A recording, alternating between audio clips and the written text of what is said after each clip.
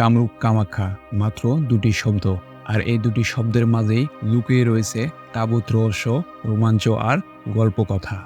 অনেকেই বলে এটা জাদুবিদ্যার আঁতুড়ঘর।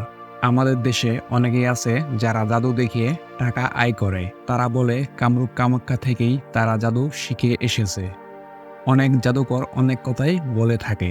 কেউ বলে গভীর অরণ্যে শুধু উলঙ্গ নারীদের বসবাস সেখানে। কামরূপ কামাখ্যার অরণ্য আর নির্জন পথে নাকি ঘুরে বেড়ায় ভালো মন্দ আত্মারা। কেউ সেখানে গেলে আর ফিরে আসে না। চলুন জেনে নেই রহস্যময় কামরূপ কামাখ্যা নিয়ে অজানা কথা। চলুন শুরু করা যাক।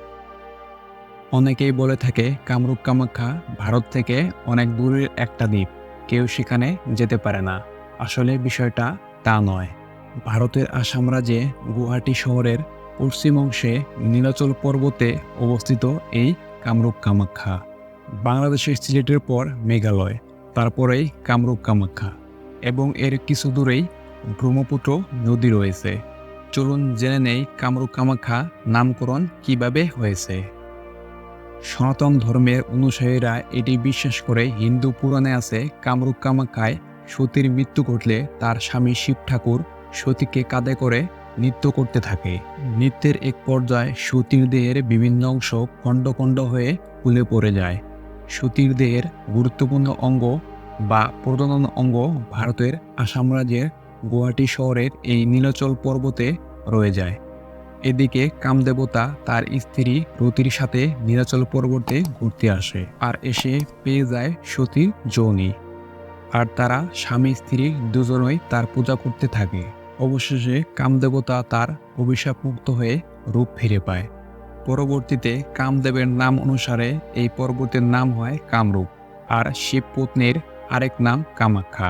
দুজনের নাম নিলে হয়ে যায় কামরূপ কামাখ্যা। এই মন্দিরের এত নাম হওয়ার কারণ হলো এখানে পৃথিবীর সব কালো জাদু উপরি লোকেরা জাদুবিদ্যা শেখার জন্য এবং ধ্যান করার জন্য এই জায়গা বেছে নেয়। এখানে প্রতি বছর বর্ষায় মেলার আয়োজন করা হয়ে থাকে, এবং এই সময়ে হিন্দু ধর্মে পশু হত্যা নিষিদ্ধ করা হলেও এই মেলায় হত্যা করা হয়ে থাকে। এই মেলায় থাকে সাধু বা মনীষীরা, যারা জাদুবিদ্যার অধিকারী।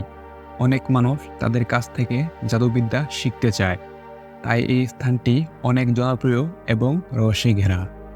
এখানকার সবথেকে বড় রহস্য হলো দেবীর যোনি নামে যে আকৃতির যে উঁচু মূর্তিটি রয়েছে তা দিয়ে পানি বের হয়ে আসতে থাকে। আর সবাই বলে এটা নাকি তাদের দেবতা ঋতুস্রাব, আর তারা গভীর ভক্তির সাথে পূজা করতে থাকে।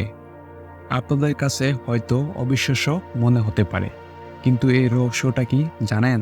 হ্যাঁ, এই রহস্যটা বলছি। আচ্ছা, কখনো কি দেখেছেন পাহাড়ের পাদদেশে পানি জমে থাকে? হ্যাঁ, বর্ষার সময়ে পাহাড়ের মাটিতে থাকা অনেক পানি নিচের পাদদেশে নামতে থাকে, আর তখন এই যৌনি মূর্তির যৌনিতে 10 ইঞ্চি একটি ফুটো আছে, আর তার ভিতরে গর্ত। পাহাড়ের পানি সেই গর্তে এসে জমা হয়, আর সেখান থেকেই পানি বের হয়ে আসে। কামরূপ কামাখ্যা একটি মন্দিরের নাম, আর এর পাশে ঘন জঙ্গল। সেখানে সাধুরা জাদুবিদ্যা ধ্যান করে থাকে। এখানে প্রতি বছর মেলা হয়ে থাকে। আপনি চাইলে যেতেও পারেন, আবার আসতেও পারেন। চাইলে সাধুর কাছ থেকে জাদুবিদ্যা শিখে নিতে পারেন। এই ছিল কামরূপ কামাখ্যা নিয়ে আজকের আয়োজন। ভিডিওটি ভালো লাগলে লাইক এবং সাবস্ক্রাইব করে পাশে থাকবেন। ধন্যবাদ।